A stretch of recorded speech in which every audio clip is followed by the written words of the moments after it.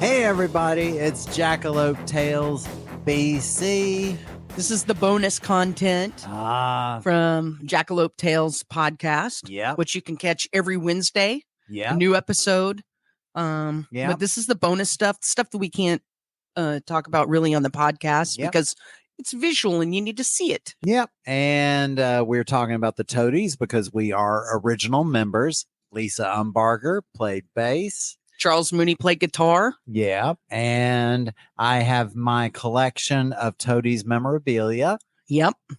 In this little satchel. Yeah. And each week we're going to pull something out of it and talk about it. Yeah. And jar our memories. Oh. Put it because to it was the a test. long time ago. Oh, I know. 30-something years. Holy cow. My God. Some of you weren't born then. And you're going to have the fun of seeing what comes out of here. Yep. So I'm going to pull something out of there. Wow. So where should I go? I don't know. I mean, is this a binder? Let's see. Wait. It's a bunch of papers. Bunch of papers. Oh, I think I got a 2-for-1. Ooh. Did. What the hell is this? Okay. Oh, you don't remember? It's got this? a Toady stage pass. Yeah. The let's see. It says Summer Solstice 89 party. Yeah. Not 69 because we're older. Once you get older, you can only 89. Yes. No. The flyer. Well, I'm not going to remove that. The flyer is for when we played at the house and you had to stand in front of the kitchen entry. I remember this. Oh, you have this on your YouTube channel, a video of this. Yes. So we will make sure that everyone has a link to this. So yes, there was not very many places to play. So we would play house parties. We did backyard wrestling and house parties because there's nothing to do. Yeah. And I remember too, because the drummer at the time was Terry Valderas. Right. And he and his friend, oh God, I'm trying to remember his name, but they were trying to get going a company called Video File. Yep. And they said, why don't y'all come over and play? We'll record it and we'll promote it with a flyer and everything. Saturday, June 21st in 1989. Damn. Okay. Holy it's even got the address. Keg beer and BYOB. Bring lawn chairs and coolers and blankets. So I remember this was originally supposed to be outdoors. So we were going to play on their outdoor deck. Yes, that's right. And there were a bunch of other bands that were playing. So it was going to be an all day thing. And we were playing right before sunset. Mm-hmm. And as soon as it started, the cops showed up. Yeah. And that was before we got there. Yeah. And so the cops were trying to shut it all down. Oh. And the bands had moved indoors. Yeah. The house was very small. It was a house that was built like in the 1920s or 30s. Yep. And it was tiny and all the rooms were small, not open concept. Oh yeah. And there were a lot of people there. A lot. A bunch. You had to stand in front of the entry to the kitchen. I had to be over at the side with the hallway to the bathroom. Right. So we both had to keep moving while we played. Right. To let people in and out. Right. I went back and watched the video and you'll see me like lifting up my bass. In the middle. Yeah, turning and lifting up my bass every time someone had to walk by to get a beer in the fridge. Oh. God, yeah. It was crazy. And the whole street was packed with cars. It was hard to find a place to park because there were so many people there. No wonder the cops were pissed. There were drunk people on the lawn, people on the porch, people out in the yard. Yep. And everyone was trashed. Oh, and it was, right off of Camp Bowie. I mean, the whole map and everything on the side.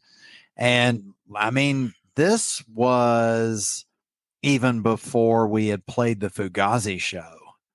I think it's a little because this was an advert for it. So this is actually in '89. Actually, that's an advertisement for the video. Oh, the video made of it. So these are the guys. Okay. Video file guys are the guys that if you see a Fugazi video that's out there, you're right. At the Axis, these guys are the guys that recorded it. Okay. Yeah. So it was the summer solstice '89. Right. And they have a really great Liebach video that's out. I have that one. That was amazing. I was at that show. Oh, I saw it, but I never did have an actual copy of it. It was at Dallas. I think it was Club Clearview. Oh my God. And then Psychic TV. Right. They had a video of Legendary Pink Dots. Damn. So this was like back in the day. Oh God. It says rain or shine, noon till midnight. Oh. And I think we played around 6. Yeah. And at noon, it was already, neighbors were already, no, you cannot do that. Mm-hmm. I remember that the cops came and the contention was, hey, it's not late. It's noon. Yeah. And you can have a certain amount of noise outside. Yes. During the day, you have to stop after 8. I think was the cutoff. I think it was. And there was a neighbor 2 streets over that had a baby, and that stupid baby did not like music. And because we were waking up one single little freaking baby, God, no one could have fun outside. No, we had to go inside. But it became a classic fucking baby indoor show. But oh man, and I think, if I recall, this was the same show where we could have lost our lives because someone loosened the lug nuts on Todd's van. Yes. I remember that. And it was the back right wheel. Yep. And we didn't even know that had been done. We loaded up and we were driving back to Todd's. And as soon as we pulled into his parking lot, the whole wheel just kind of and broke like the lug nut, or that the lug nuts go on. And I mean, shit, that wheel could have come off on the freeway. Yep. And it was some jackass that lived on that street, some homeowner that was mad that there was a party going on and was jacking with everyone's cars. Yeah, it was the baby's mom. That baby's mom was out there.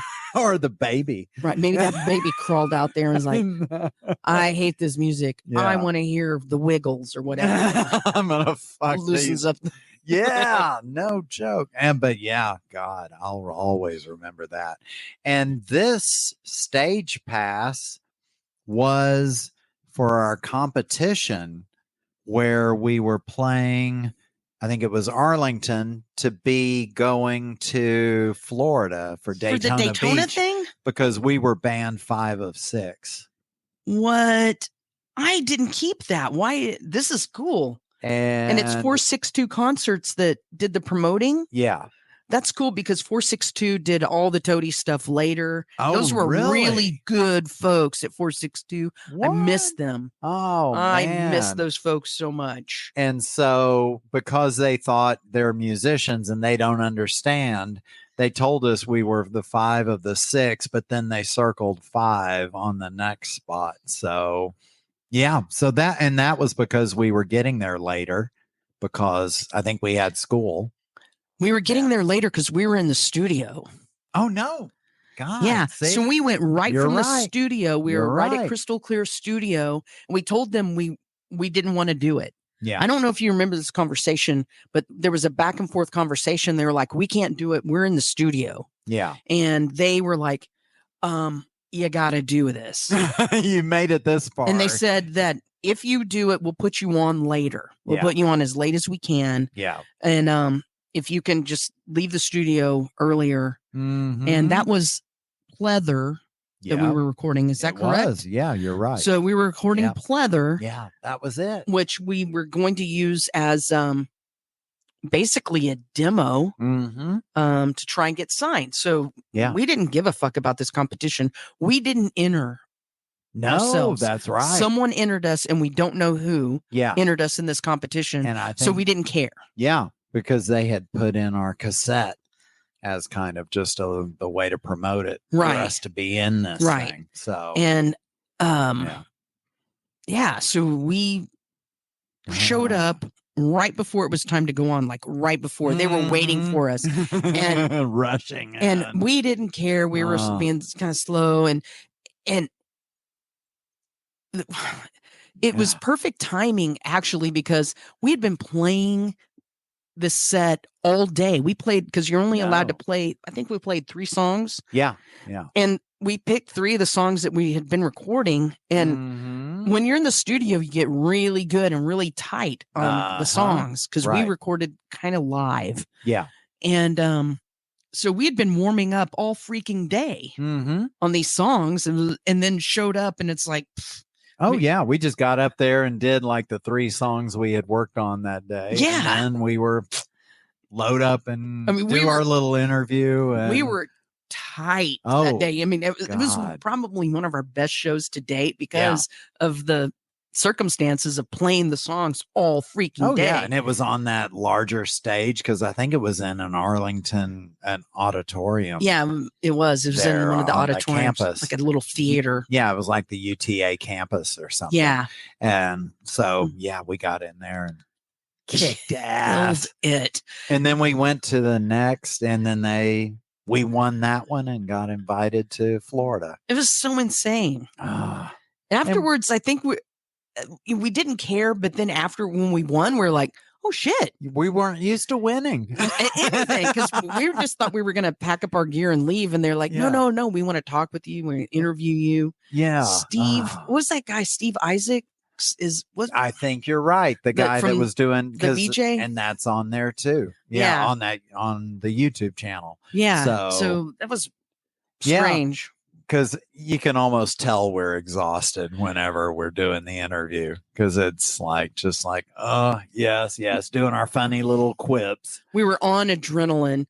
He was trying to pull information out of us, and none of us were really chatty, because we're just not chatty and we're awkward. And it's a very awkward interview. I think they had to do 3 takes or 3, because they were like, could you say words? And we were like, I don't know what to say. It's like we're already introverted. Now we're tired and introverted. And it's like, pretend you're happy.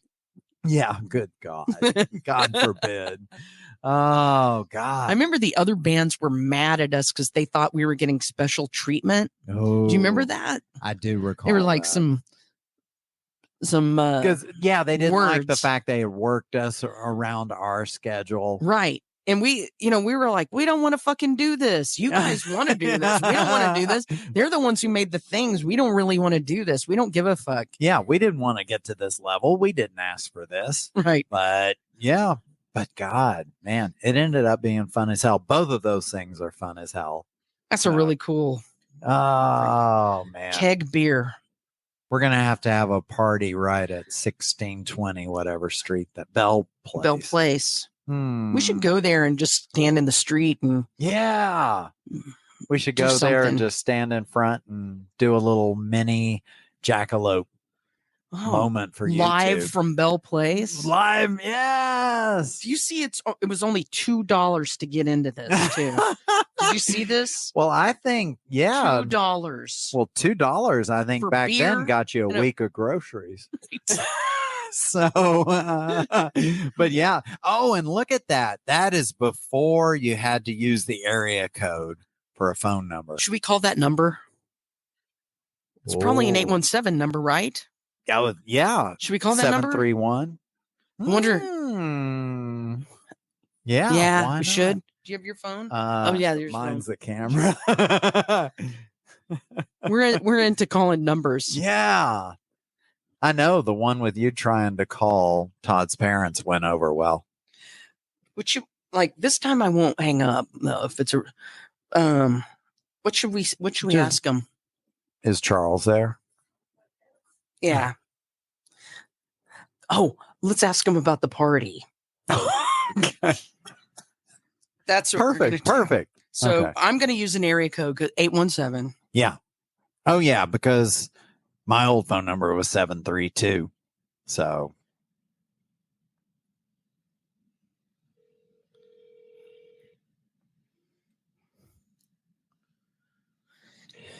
Da, da, da, da, da, da. Oh. We're sorry, you have reached a number that has it's because they're all fucking landlines. Yeah, no one lives anymore.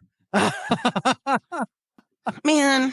God. It's like we're calling our past and we're getting dial tones from our past. It's sad. Is this sad? We're getting doors shut. Right. Phones it's the opposite answering. Of DoorDash. Man, I really did want to ask him about this party. I know. It would have been fun. It's like, hey, is the party still happening today? It's $2. God, $2 to get in. Saturday. Right. Yay. And it's just past 1. We just missed it at the start. So dang it. Oh well. It was good try. It was good. Yeah. So we're going to continue to do this because it's fun for us. It is fun as hell. I mean, I hope you guys enjoy it. Let us know. I mean, comment. Ask us anything. Please subscribe to our channel too. That totally helps us out. It really does. And then you're notified when we do more stuff like notification. This. Yeah. And maybe we'll call you. It's almost like we're calling them. Yeah. Send us your phone number. We'll give you a we'll give you a call on the YouTube channel. Yeah, it's out now. Yeah. I'll just blast it out there and give you a little shout out. Yeah. And then call you and ask you about your extended warranty. But also, like we said earlier, please check out the Jackalope Tales podcast. You'll get to hear a bunch of funny stories about musicians. It's basically a Jackalope Tale to us is basically the urban legends that exist in the music industry. It is. And that's what we're talking about. Yeah. We talk all about it, kind of see if it's real or not. Pulling back the curtains. Yeah. All these stories that exist on the interwebs. Yeah. We'll talk about it. Yeah. So be sure to like, subscribe, rate, leave us reviews, and we appreciate y'all even watching the bonus content. Yeah. Thank you guys so much, and we'll see you next time. Thank you. See ya. Take care.